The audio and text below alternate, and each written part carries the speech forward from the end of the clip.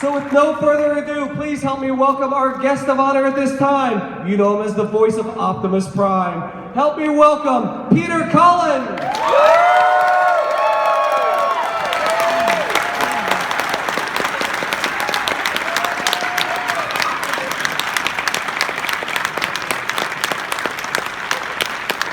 And he is the voice of Megatron. Give it up for Oscar Award winning Frank Welker.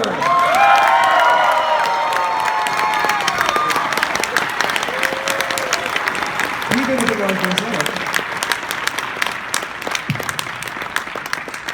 My friend Oscar gave me a little thing. It's no big deal, really. But thanks for listening.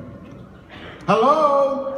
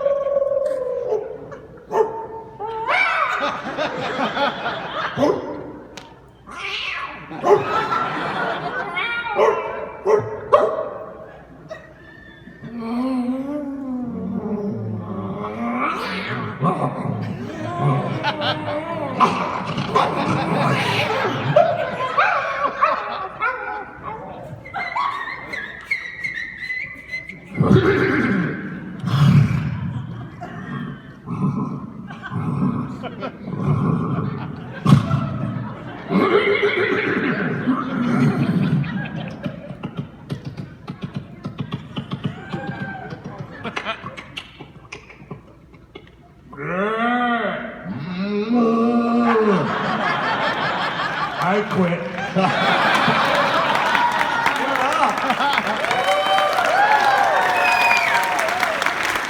Amazing. How are you guys doing this afternoon? This beautiful Sunday afternoon. Having a great time. Oh, Miles, this is great. Yeah, this is a really nice city. We'd love to see it sometime. And it's a hotel, work convention, but beautiful. The old buildings, bricks and stuff, and we're suckers for that. We love I especially love the names of a lot of the businesses on these older buildings, like Stumpy's, wine and something. I don't know. Big Herms. Little Herman, I like that one. At what age did you start doing voices and you realize that, hey, I'm pretty good at this, and not just, something, oh, okay, they'll do this for fun. But when did you realize that I'm pretty good at doing voices? Well, my mother told me that when I was born, I came out and impersonated the doctor.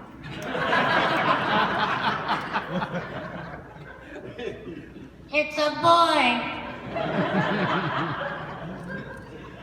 Oh,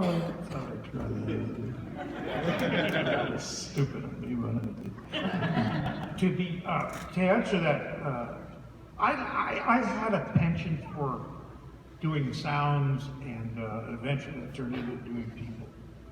And when I was a kid in grade school, I used to get in trouble all the time because I would impersonate anything that I heard that was different.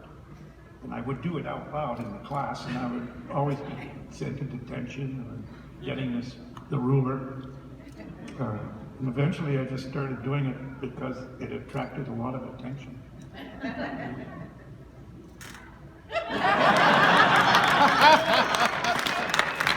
Absolutely true. Class clown, I imagine, right? Yeah. Same thing for me, exactly as Peter. And I remember starting out with, I think, probably animal sounds first, and then doing people and friends, telephones of friends, parents, the whole shot, and then spending time in the principal's office.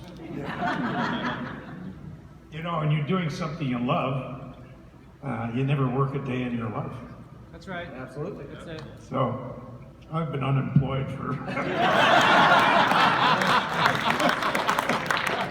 years and years. So what would you recommend to somebody who maybe is a little mischievous in class and is, making noises, doing impersonations of their teacher or principal or, of friends, what recommendation would you give to guide them down a path that could actually lead to a career as opposed to just mischief? Well, and I've said this before because it affected me. And I would say the first thing you want to do if you're interested in voices or really anything in life is read. Read everything you can get your hands on, and then if you're interested in voices, read aloud, And then if you're actually doing noises, you want to do them, you actually want to make it a career, let your imagination go. And usually it starts with doing impersonations, which is fine. That gets you started. But then you want to start working on your own characters, creating your own sounds, your own characters. But just, let your imagination go. You can do it. Yeah, I agree. And except for one thing, I think when you're in school and at home you can get away with it. At school, you can only take it as far as you get to be disciplined. You have to know just where to stop. If you do end up in the principal's office, you're on your way. You're going a little too far. I just blame Peter Cullen for that. So I think we're here to talk about a little show called Transformers. Is anybody familiar?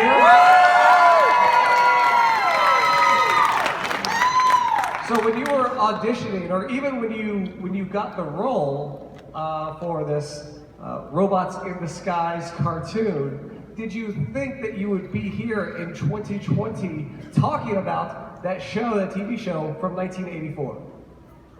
No. No, not even a little bit. No. I don't know what the answer with that would be. Frank and I can't speak for him because he's done 10 times as many animated series as I have. That's not true. He could speak for me and sound exactly like me. So you can take the rest of the day off. And it would just be, That's when you're not looking.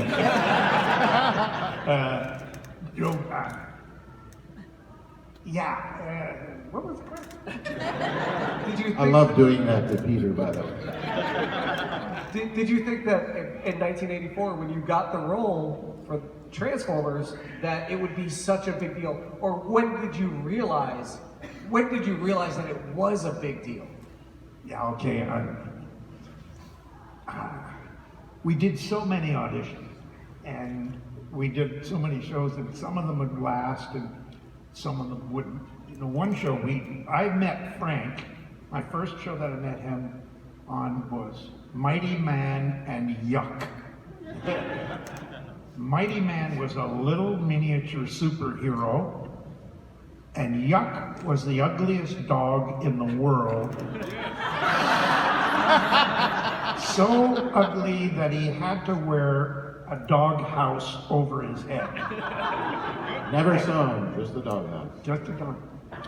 And the Mighty Man, who sounded like Bing Crosby, I'm dreaming of a white Christmas. And he would tell Yuck not to take the doghouse off because he's so ugly that it would cause mayhem, chaos, literally destruction. And I'd say, no, Yuck, don't take off the dog! And then all hell would break loose. It was tight casting, by the way. One of my fastest auditions. You are ugly. So shows like that didn't last, that was it. It's a one season, I think. Yeah, one season. And so when you get an audition like Transformers, and it's a funny thing, I got an audition for a truck today. And you don't think it's going to go anywhere because you're so used to that. So, And like Peter was saying, at the time, this was like the renaissance for animation for all of us. I mean, it really, there was just a handful of us doing voices. So we were really, really busy, you know, and you'd run into a show, boom, boom, and you're done. And Transformers was interesting. I remember going in, shh, what? My daddy's talking. But we just had this table full of all these different Transformers, and it was just fun, just looking at them. But I never really thought that this would be like a, you know, the wonderful legacy show that it has turned into. Would you guys like to take some questions from the audience? Certainly. As long as they're not too difficult. Hello. Excuse me, gentlemen, I am the most trusted puppet in media, reporting since Roswell, Sam Newsman. And before the Transformers questions come rolling in, just want to ask you, Mr. Welker, if you could just do that voice that my wife does every time she starts talking. I mean, Dr. Claw. I would be more than happy to, and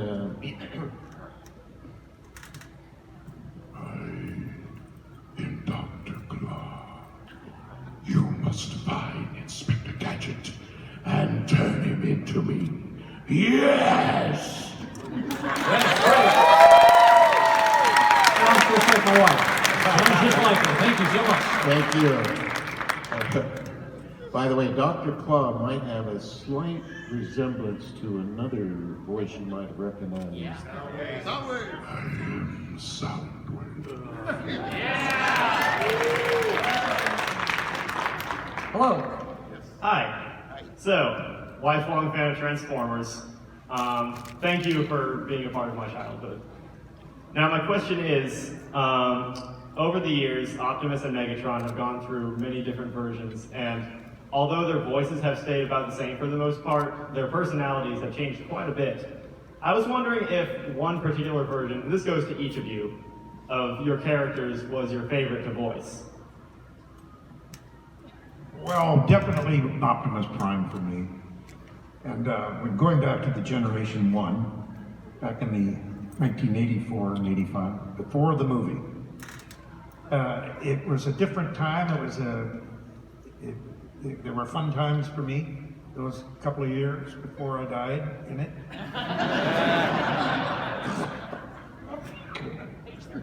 And I forgot that, yeah.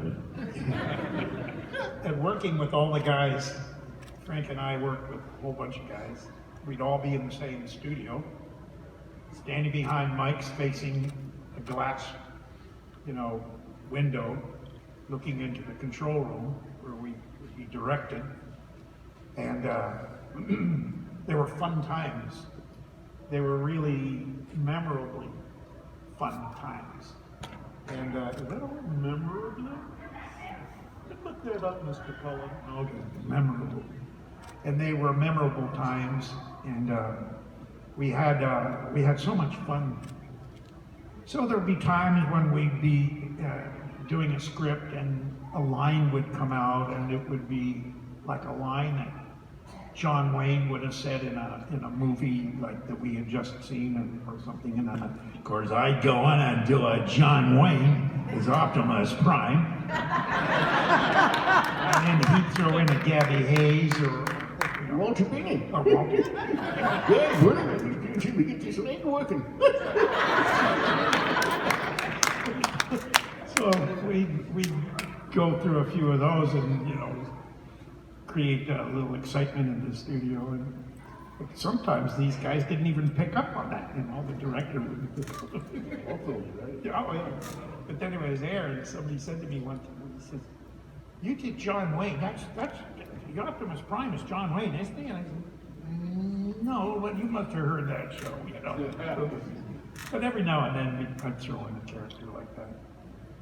I think for me, obviously, like Peter, I think loved Optimus Prime. I loved Megatron, and Megatron has gone through quite a bit of change. Where Optimus has always been that beautiful voice, which is Peter, and hasn't changed. But I mean, it's true. I mean, Optimus Prime, come on, really, it's such a great voice. But Megatron started out in G1, sort of. I am Megatron, leader of the Decepticons. And I had sort of a multi kind of scratchy voice. Then we sort of started transforming into Prime, our Prime version. He was a little bit more human sounding. And last, a little bit of this.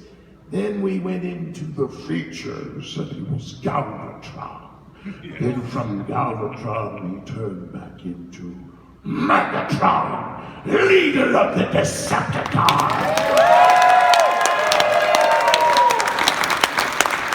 But I enjoyed them all, to be honest with you. Thank you. Hello. Now, I want to be a voice actor. I want to be like a very good. So what's the best advice becoming a voice actor? Gosh. Well, it's a great life. And like I said earlier, if you do something you love, you'll never work a day in your life.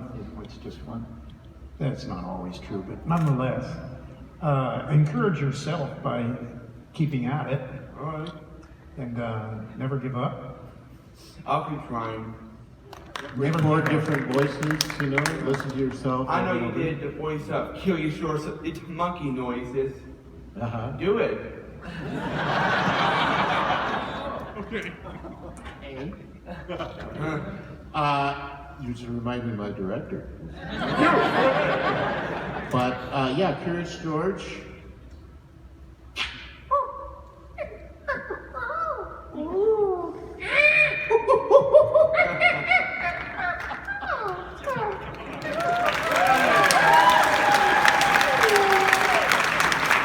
That's why I call him the king. He is the king. I just thought if Megatron had a pet. Hello. Thank you, by the way, thank you. Hello again, Mr. Welker. Why do you guys didn't reprise your roles as both Eeyore and Baby Kermit in the reboots of Winnie the Pooh and the Muppet Babies? Well, you know, you guys are the ultimate decision makers. And, you know, we're actors and we hope to go in and work and do our jobs and that everybody enjoys them. But sometimes there's other things that come into play. I mean, obviously, there are businesses and companies and decisions are made that are for certain reasons. But I think both Peter and I love what we do, and we'd love to go back in and do those voices. And of course, I do enjoy the Baby Kermit. That was a lot of fun, but sometimes when there's a whole new group of people, they want to be with people that they know. So I guess I have to go out on my own lily pad. How about you, Peter? Oh, gee whiz.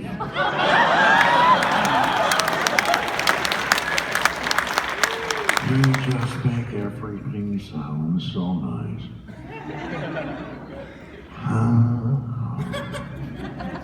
I like you. I like you too. Thank you very much for that question. We appreciate it, don't we? Yeah, I appreciate it. You're welcome, Baby Kermit and Eeyore. You're welcome. Everybody, thank you very much. Hi, I'm a little short for the mic, sorry. You both have such a wide range of characters and properties you've been associated with, and the comic books are starting to explore crossing over some of these properties with Transformers. What other property that you have worked on would you like to see cross paths with Transformers? Well, we did one, I don't know if you saw it, but Scooby-Doo with Supernatural. It was so much fun, and those guys, I guess they had an absolute blast. We didn't work together, but we read the scripts together, and then we worked, you know, read the scripts and then worked individually. But the product, oh, it was so much fun. And their guys that came in from their show, not the stars themselves, but the people that were associated with the show, they just had a blast, and so did we. I think that's a great question, by the way, and I hope we do more, and I hope Transformers, we could do that. Go into some other shows, you know? As long as Netflix doesn't do it. Oh.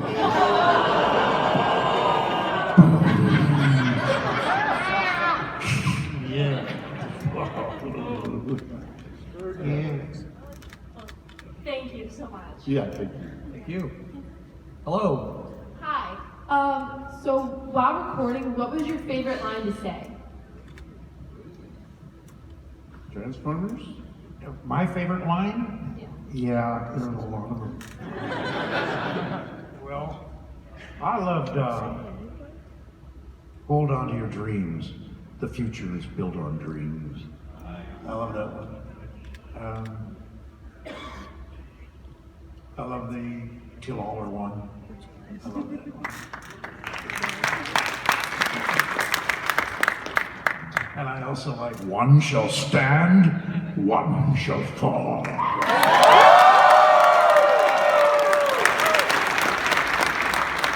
What? I kind of like power through tyranny.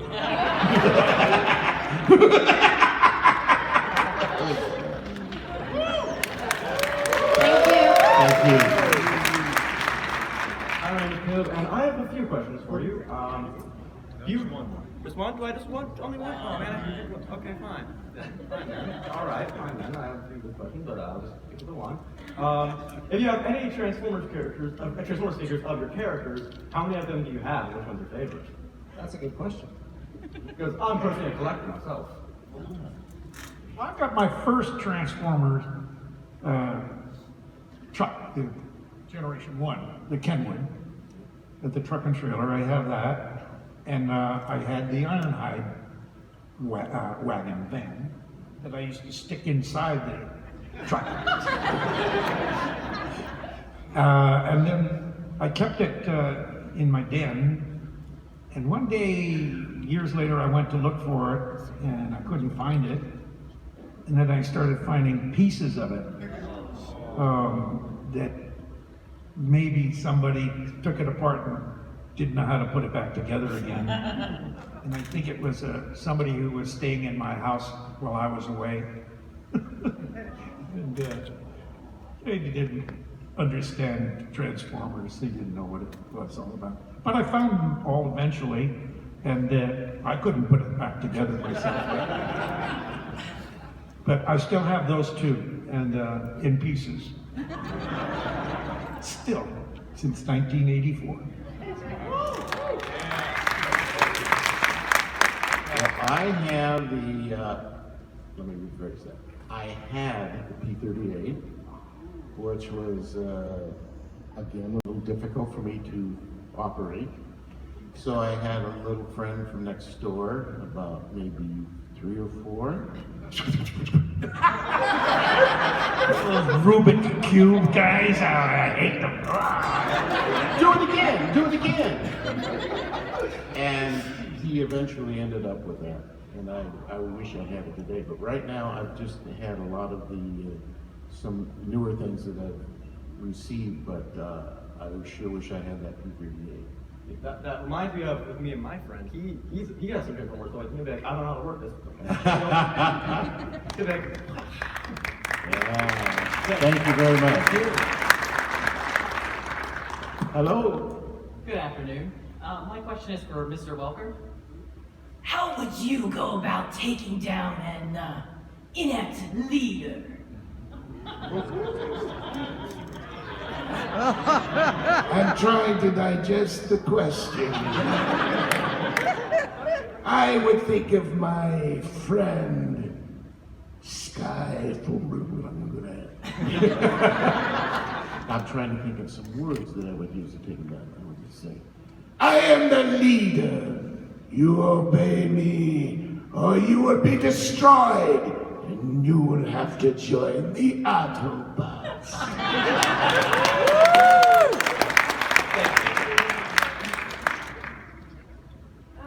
My question is for both Mr. Cullen and Mr. Welker.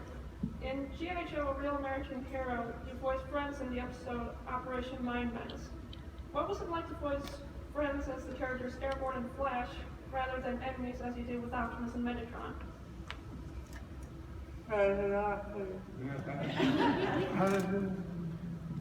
well, you've obviously studied that very well. well. I think I'm probably speaking for Peter, but I'll let him speak for himself. No. You know, we've done so many shows, it's hard to remember the exact situations like that you're staying in. But I'll tell you, working with Peter in any situation, it's really fun when we play opposites. When he's the hero and I'm the bad guy. I mean, it's just fun. But when we play heroes together, like G.I. Joe, on some of those shows, remember? And various characters, it's also a great thrill. But I do like doing combat with him because in real life, he's just the best guy in the world.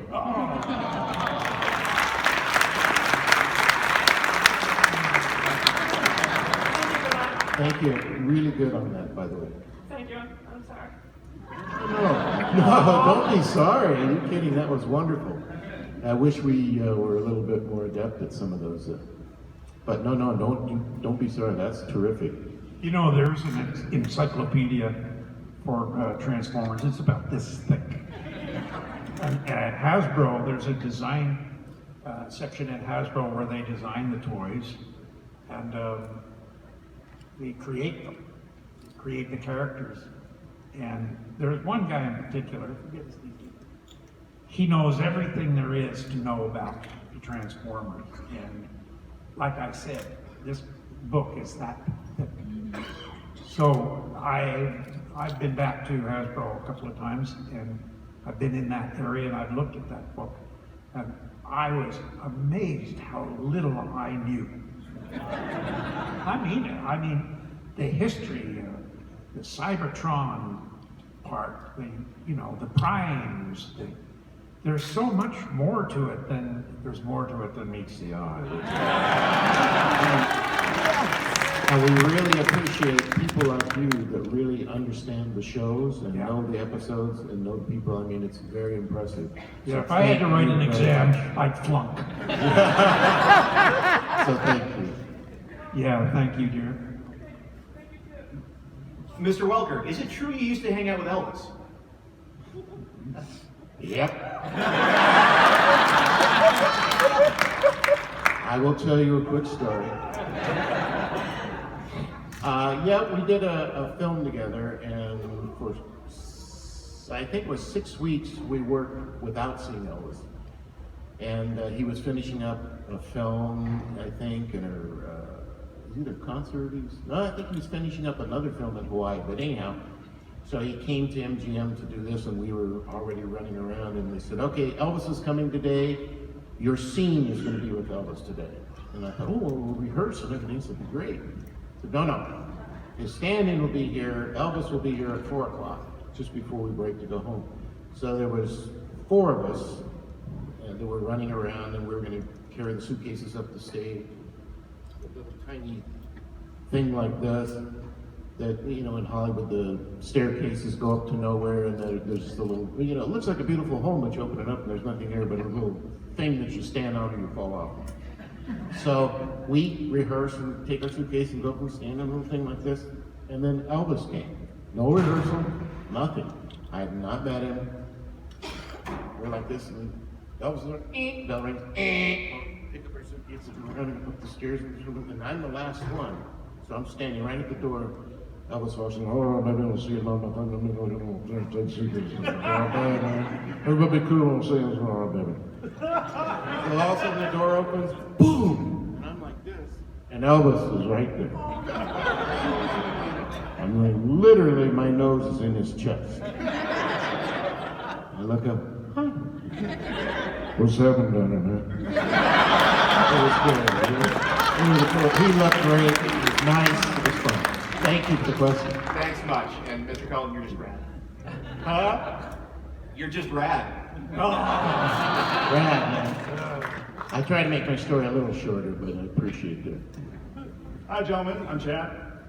You guys have been in the business for a while, and I was wondering if you could compare what it was like to work or the industry back in the mid-'80s versus, in the past 5-10 years. Like, how have things changed? Well, they've changed a lot. For example, in our recording sessions, we would all be in the same studio and working, with each other, reading our scripts. And a lot of those done today, people, they don't all record at the same time. When I did the movie with Michael Bay, I would work alone with no other people at all, except for one, McDormand. She wanted to know what I sounded like and how I said my lines to her. And as it turned out, she had to act to a boom that was way up there. She had to talk to that, and I'd just be standing beside her. But she couldn't look at me. She had to look up at Optimus Prime, who was a crane. And she'd be up there, and I'd be reading my lines to her. So everything is, it's different. It's different than it was back in the early 80s. And, well, you do a lot more. Well, but what you're saying too is that the technology now is just, it's so different. We used to do the flat animation, and now there's all the computer generated animation. But as Peter was saying, we used to do the ensemble cast, and that was really a lot of fun because it's like a family. You meet everybody and you have a great time. And now you pretty much go in and record by yourself. Even the series we do by ourselves. Most of the time, yeah. Thank you very much. Yeah, but I think probably fun-wise, we had more fun when we did ensemble group together. Speed-wise and maybe technical stuff, if you're doing monsters or whatever, it's easy to concentrate by yourself. So it has a little bit of a double-edged sword. Awesome. Thank you. Thank you. Hello. Hello. Hi. Hello. You guys are excellent. Your voices are so iconic. Thank you. How do you guys feel about other actors taking on that role and then trying to sound like you guys? It's funny. It's kind of an unwritten law in the business that we come from, and when we grew up in the business, is you just don't do that. We never take over anybody's voice who can't do it themselves. Right. We just don't do it. But Yeah, it's grand theft. Yeah, that's happening now with Netflix. They're going to produce a Transformer series, but they're not going union, and we work in our union. That's what protects us all as actors. When other guys, go underneath that, and they literally are, they're destroying the union from outside. It's subterfuge. It's just, it's wrong. It's wrong. But that's what's going to happen with this series. There'll be somebody else doing Optimus Prime, and that hurts. That hurts. Yeah, don't let it happen. Yes. Get on Netflix. They're bad. That's not nice. But ultimately, we do everything for you. So you're the audience. You're the power. So what you want will ultimately be the end. So you decide what you want, and hopefully it's good. Thank you. Mm-hmm.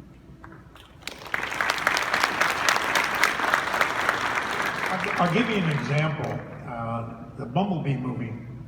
They hired another person to do me for during the production, and then they were going to bring me in for one day because they didn't want to pay me, for any more than they had to. So this guy worked for 3 or 4 months, and when I came in, they had actually recorded this guy, and I had to impersonate him impersonating me, and his timing was wrong, and his inflections were wrong. He didn't know how to drag a vowel, or he didn't know how to make Prime sincere, so he'd skip over the things that did, and I went, wow, this is horrible. But I had to mimic him because they had already animated to his sound. And that's why he doesn't come across all that great in the movie. The long shots I'm okay on, but the close-up stuff, if you watch that movie, you'll see I was sickened by it. It hurt.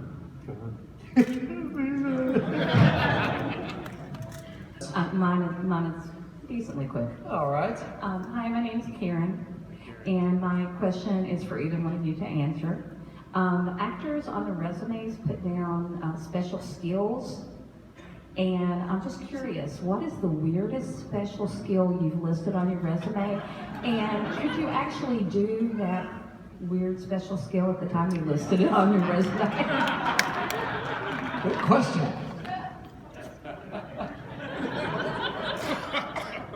Well, he flies airplanes, and I rope steer.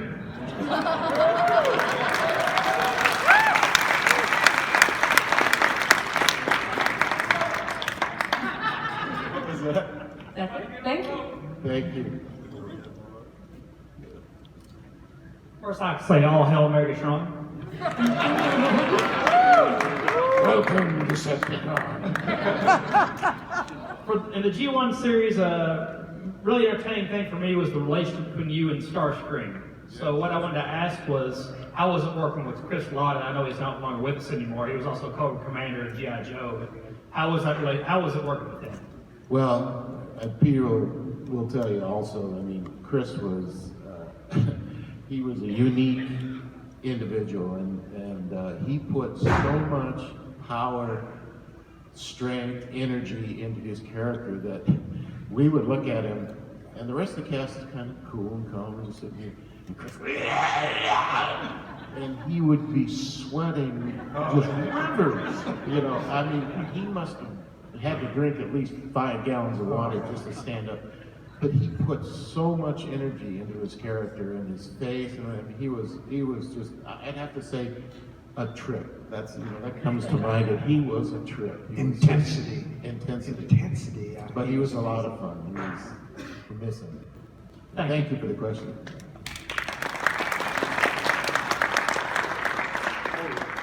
You know, I think probably we're probably at the end, so we were thinking that maybe you guys would like to see us actually read something from Megatron. Oh yeah! You guys want to see this? So, because we're going to read this, I have to prepare. It's called Getting Out Your Glasses. Okay. My brain is so big, Such a fun. So, here we stand, leaders of the Autobots, Decepticons. We alone control the future of this planet Earth and the universe beyond. We can share the power of destiny and all of the destiny that lies before us. Megatron, it is not power I seek. I wish only to protect this planet, and I want no harm to come to these humans. You fool! Why throw away your life so recklessly? With Energon from the Earth and our troops, we can rebuild Cybertron and control the galaxy. The entire universe awaits us. I will not endanger the Earth or its humans. Cybertron has shown us that devastation comes from greed and power. Then you will be forever my enemy, Optimus Prime. No one will stand in my way. Then one shall stand and one shall fall. So be it. Power through tyranny.